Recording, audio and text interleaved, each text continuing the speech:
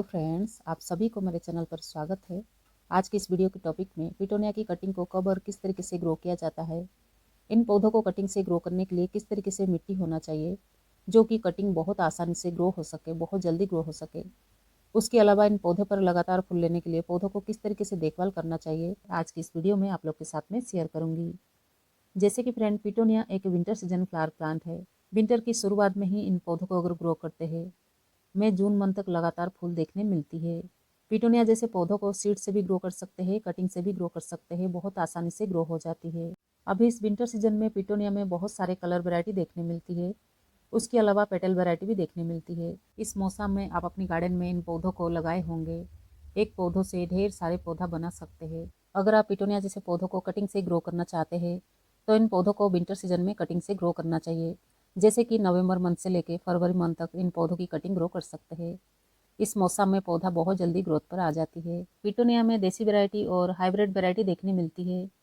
यहाँ पर ये जो पौधा है ये एक देसी वैरायटी पिटोनिया है। इसमें भी काफ़ी सारे कलर देखने मिलती है। जो देसी वैरायटी के पौधे होते हैं थोड़ी से लंबे होते हैं, लेकिन उन पौधों को शुरू से ही अगर पिंच करते हैं तो पौधा बहुत ज़्यादा लंबी नहीं होती है। पौधे पर बहुत ज़्यादा इस तरीके से ब्रांचेस होती है। अभी इन पौधों को बहुत ज़्यादा लंबाई बढ़ने नहीं दे रही हूँ। समय समय पर मैं इन पौधों को पिंच करती हूँ ताकि पौधे पर बहुत ज़्यादा ब्रांचेस हो, पौधा बहुत ज़्यादा लंबी ना हो। पौधे पर अभी कलियां बनना शुरुआत हो चुकी है। आगे इन पौधे पर फूल देखने मिलेगी। पौधों को जब भी बहुत ज़्यादा बूसी बनाते हैं, एक साथ में जब भी फूल खिलते हैं तो पौधा भी देखने में बहुत ज़्यादा खूबसूरत दिखाई देती है। पिटोनिया जैसे पौधे पर लगातार फूल लेना चाहते हैं तो इन पौधों को महीने में 3 से 4 बार फर्टिलाइजर करते रहना चाहिए। पौधों को भरपूर मात्रा में न्यूट्रिएंट्स मिलेगी तो पौधे पर लगातार फूल खिलते रहेंगे। उसके अलावा इन पौधों को ऐसी जगह पर रखिए जहाँ पर 5 से 6 घंटे की धूप आती हो। फूल खिलने के बाद जैसे जैसे फूल सूखने लगती है, इस तरीके से फूलों को हटा लेना है। जितना जल्दी सूखे फूल को आप इस तरीके से निकाल लेते हैं, पौधे पर आगे और फूल खिलते हैं। अगर पौधे पर सूखे फूल को रहने देते हैं, फूलों के अंदर जो बीज होती है, बीज बनने लगती है। पौधा जो है पूरा एनर्जी बीज बनाने में लगा देती है। इसलिए सूखे फूल को इस तरीके से जितना जल्दी हटा लेते हैं, पौधे पर आगे और ज़्यादा फूल खिलती है। इसलिए सूखे फूल को समय समय पर निकालना उतना ही ज़रूरी होता है। आप अपने पौधे पर अगर लगातार फूल लेना चाहते हैं तो पौधे के अंदर की सूखे फूल को निकालना, पौधों को समय समय पर फर्टिलाइज करना, पौधों को धूप में रखना बहुत ज़रूरी होता है। इस तरह से इन पौधों को देखभाल करते हैं आप अपने पौधे पर लगातार फूल ले सकते हैं। जैसे कि फ्रेंड, आप अपने पौधों से सीड्स को कलेक्ट करना चाहते हैं, आने वाला साल इन पौधों को सीडलिंग करना चाहते हैं। आगे जैसे जैसे समर सीजन आएगी, जैसे जैसे धूप तेज होती है, पौधे पर फूल खिलना धीरे धीरे कम होने लगती है। उस समय में पौधे पर कुछ सूखे फूल को छोड़ सकते हैं, लेकिन अभी इस मौसम में पौधे पर सूखे फूल को रहने मत दीजिए। फूलों के नीचे जो सीड्स बनती है, सीड्स स्पॉट्स के साथ आपको निकालना होगा। कुछ इस तरह से आपको फूलों को निकालना है। इस तरह से जब भी फूलों को निकालते हैं, पौधे के अंदर सीड्स नहीं बनती है, उसकी वजह से पौधे पर लगातार फूल आती है। अगर ये सीड्स स्पॉट्स पौधे पे रहेगी, पौधे के अंदर सीड्स बनेगी, आगे पौधे पर फूल खिलना धीरे धीरे कम हो सकती है, क्योंकि पिटोनिया की सीड स्पॉट्स कुछ इस तरीके से होती है। इसके अंदर काफ़ी सारे सीड्स होते हैं, इसलिए इन पौधों से इस तरीके से सूखे फूल को निकालना उतना ही ज़रूरी होता है। तो चलिए आगे देख लेते हैं इन पौधों को कटिंग से किस तरीके से ग्रो करना चाहिए, किस तरीके से सॉइल मिक्स बनाना चाहिए। वैसे तो मैं इन पौधों की कटिंग को जब भी ग्रो करती हूँ, किसी प्रकार की मैं अलग से सॉइल मिक्स नहीं बनाती हूँ। जो पुराने गमले की मिट्टी होती है उससे मैं धूप में इस तरीके से अच्छा से सुखा लेती हूँ। उसके बाद इस सॉइल मिक्स को यूज़ करती हूँ। मिट्टी को जब इस तरीके से धूप में सुखा लेते हैं, मिट्टी के अंदर किसी प्रकार की बीमारियाँ नहीं होती है, ना कि फंगस होती है। पुरानी मिट्टी को इस तरीके से धूप में सुखा के ले सकते हैं, क्योंकि ये पुरानी गमले की मिट्टी होने की वजह से सॉइल मिक्स पहले से बना हुआ होता है। उसकी वजह से मिट्टी के अंदर सैंड होती है, थोड़ी सी मात्रा में न्यूट्रिएंट्स होता है। आप अगर सॉइल मिक्स बनाना चाहते हैं, बना सकते हैं। अगर पुराने गमले की मिट्टी को इस तरीके से धूप में सुखा के लेना चाहेंगे तो भी ले सकते हैं। सॉइल मिक्स जितना अच्छा से बेलरन होती है, कटिंग बहुत आसानी से ग्रो होती है।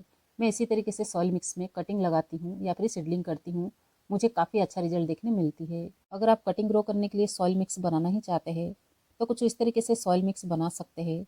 जो गार्डन सॉइल होती है उससे आपको 50% लेना है, उसमें 40% सैंड मिलाना है, बाकी 10% आपको कंपोस्ट मिलाना है। उसके अलावा 1 चम्मच फंजीसाइड या फिर हल्दी पाउडर से भी काम चला सकते हैं। आप अगर चाहे तो इस तरह से भी मिट्टी को सुखा के ले सकते हैं। सिर्फ इतना ध्यान रखना है, मिट्टी जो है इस तरह से बेल्डन होना चाहिए। कटिंग को ग्रो करने के लिए बहुत ज़्यादा बड़ा साइज़ की गमला लेने की ज़रूरत नहीं है। इस तरह से 4 से 5 इंच की पॉट्स ले सकते हैं। पोट्स के नीचे इस तरीके से ड्रेनेज होल क्लियर होना चाहिए। अगर इस तरह से प्लास्टिक पोट्स ले रहे हैं, पोट्स के नीचे काफ़ी सारे ड्रेनेज होल बना लीजिए ताकि पानी अच्छा से ड्रेन आउट हो सके। बहुत बड़ी गमले में अगर कटिंग को ग्रो करते हैं तो ओवर वाटरिंग हो सकती है, इसलिए इस तरीके से छोटे छोटे ही पोट्स लेना चाहिए। पोट्स में सॉइल मिक्स भरने से पहले इस तरह से ग्रीन नेट के टुकड़ों को मैं नीचे बिछाती हूँ ताकि पानी अच्छा से ड्रेन आउट हो सके। इस तरीके से ग्रीन नेट के टुकड़ों को जब भी बिछाते हैं पानी बहुत अच्छा से ड्रेन आउट होती है। आपके पास इस तरीके से ग्रीन नेट के पीसेस होंगे तो इस तरीके से नीचे बिछा सकते हैं, या फिर छोटे छोटे पत्थर भी डाल सकते हैं, या फिर थर्मोकोल के पीसेस को भी नीचे बिछा सकते हैं। उसके बाद इस तरीके से सॉइल मिक्स लेके भर सकते हैं। आप अगर सॉइल मिक्स इस तरीके से बनाते हैं, मिट्टी के अंदर कभी भी ओवर वाटरिंग नहीं होती है। किसी भी पौधे पर ग्रोथ लेने के लिए इस तरह से चिकनी मिट्टी या फिर हार्ड मिट्टी नहीं होना चाहिए। अगर आपके पास इस तरीके से चिकनी मिट्टी या फिर हार्ड मिट्टी होगी तो उस मिट्टी को लेके अच्छा से सॉइल मिक्स बना लीजिए।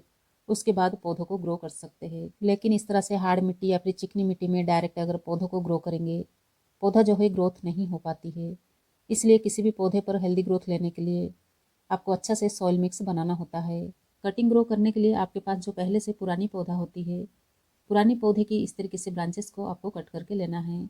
वैसे तो मैं इन पौधों को जब भी लगाती हूँ, शुरुआत से ही पौधों को मैं प्रूनिंग कर देती हूँ ताकि पौधा बहुत ज़्यादा लंबी ना हो। मैं इन पौधों से कटिंग तैयार करने वाली थी, इसलिए इन पौधों को इतना ज़्यादा लंबाई बढ़ने दी थी। आपकी पिटोनिया पौधे पर भी इस तरीके से लंबी लंबी ब्रांचेस ज़्यादा ग्रोथ हो चुकी होगी, तो इस तरीके से उन ब्रांचेस को निकाल सकते हैं। वैसे एक पौधे से काफ़ी सारे कटिंग भी ग्रो कर सकते हैं। साथ में जिन पौधों से हम कटिंग को निकालते हैं, पौधा भी आगे बहुत ज़्यादा बूशी हो जाती है। मैं इसी तरह से ब्रांचेस को निकाल के कटिंग को तैयार करती हूँ। पहले भी मैं इस तरीके से कटिंग को ग्रो करी थी, काफ़ी अच्छा मुझे रिजल्ट देखने मिली है, इसलिए मैं इस वीडियो को आप लोग के साथ मैंने शेयर कर रही हूँ। कटिंग को तैयार करने से पहले कटिंग को इस तरीके से आपको निकालना है। उसके बाद नीचे की ओर जितने भी पत्तियाँ होती है, इस तरीके से पत्तियों को हटा लेना है। मिट्टी की टच में नहीं आना चाहिए, इसलिए इस तरीके से आपको नीचे की ओर की पत्तियों को निकालना है। इस तरीके से भी लेके आप अगर ग्रो करते हैं तो भी पौधा ग्रो हो जाती है। अगर आप 8 से 10 कटिंग भी लगाते हैं, उनमें से 1-2 कटिंग खराब भी हो जाती है, इसलिए ज़्यादा कटिंग लेके लगाना चाहिए। जहाँ से ब्रांचेस को कट लगाते हैं वहाँ शार्प कट होना चाहिए। इसी तरह से कटिंग को तैयार करके लेना है। उसके बाद इन कटिंग को ग्रो कर सकते हैं। मिट्टी को यहाँ पे मैं अच्छा से गीला कर रही हूँ क्योंकि धूप में काफ़ी सूख चुका है। मिट्टी के अंदर नमी होना चाहिए, इसलिए मैं सबसे पहले मिट्टी को गीला कर रही हूँ। अगर आपके पास इस तरीके से एलोवेरा की पत्ती होगी तो इस तरीके से छोटा सा टुकड़ा ले सकते हैं। एलोवेरा की पत्ती के अंदर जो इस तरीके से जेल होती है, रूट हार्मोन की काम करती है। ब्रांचेस में किसी प्रकार की फंगस भी होने नहीं देती है, इसलिए एलोवेरा की जल लगा के इस तरीके से कटिंग को ग्रो कर सकते हैं। कटिंग को इस तरीके से एलोवेरा जल में डिप करके मिट्टी में इस तरीके से एक एक लगा सकते हैं। यहाँ पे इस बात का जरूर ध्यान रखिए, ब्रांचेस के अंदर जो नोड एरिया होती है मिट्टी की टच में आना चाहिए। मिट्टी की टच में जब भी नोड एरिया आती है बहुत जल्दी रूट्स बनते हैं। जितना भी इस तरह से आप कटिंग लेंगे, मिट्टी के अंदर कम से कम 1 से 1.5 इंच चले जाना चाहिए। इन कटिंग को ग्रो करने के लिए आपके पास अगर एलोवेरा की पत्ती नहीं भी होगी तभी इन पौधों को ग्रो कर सकते हैं। उसके बगैर भी कटिंग तैयार हो जाती है।